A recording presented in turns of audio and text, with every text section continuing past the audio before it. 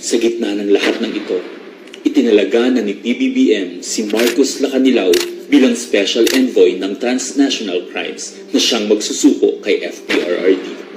At maluwag na rin pinapasok ng bansa ang mga tiga-ICC noong Oktubre. Walang bahid ng pagtutol, walang balak na ipagtanggol ang kapwa Pilipino.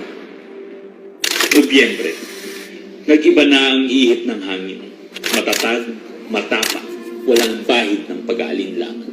Narinig muli natin si Pangulong Marcos, ngunit iba na ang sinabi. If yun ang gugustuhin ni PRRD, hindi naman kami haharang dun sa mga ICC. Para tagunan ang galawan, pinaingay ang impeachment complaints laban kay VP Sara. The Office of the Secretary General will transmit the 2 impeachment complaints filed against Vice President Sara Duterte. Kahit pa nagkaroon ng INC rally noong Disyembre, naidiin pa rin ang impeachment sa Kongreso.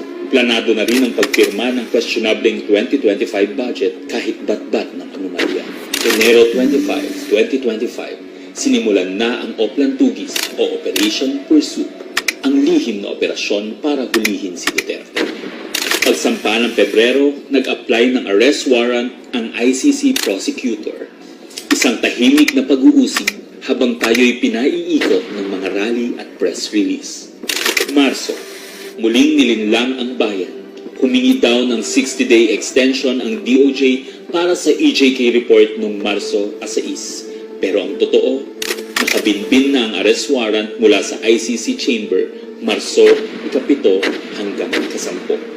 Ang hindi natin alam, Marso 11, 2025, sa kanyang pagbalik sa Pilipinas, hindi pa man bumababa ng eroplano si FPRRD, isinagawa na ang pag-aresto.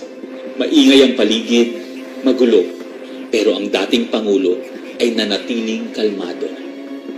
Isinakay siya papuntang The Hague, alas 11 ng gabi. Kasama sa eroplano si Marcos Lacanilaw, ang nagkanulo, ang nagsuko. Pero kanino ang sisi? Sa mga utusan o sa nag-utos? Managot ang dapat managot, nakalatag na. It's a request to the Philippine government from Interpol enforce the arrest warrant.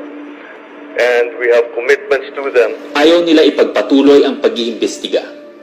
Maliwanag na ang buong administrasyon na ito mula sa pinakataas hanggang sa galamay. Nagplano. Ikaw ho ba nagplano ng lahat ng ito? Hindi naman. It was a group effort. Secretary Chodoro was there, Secretary Anyo was there too, and the President and I. Nagsakatuparan.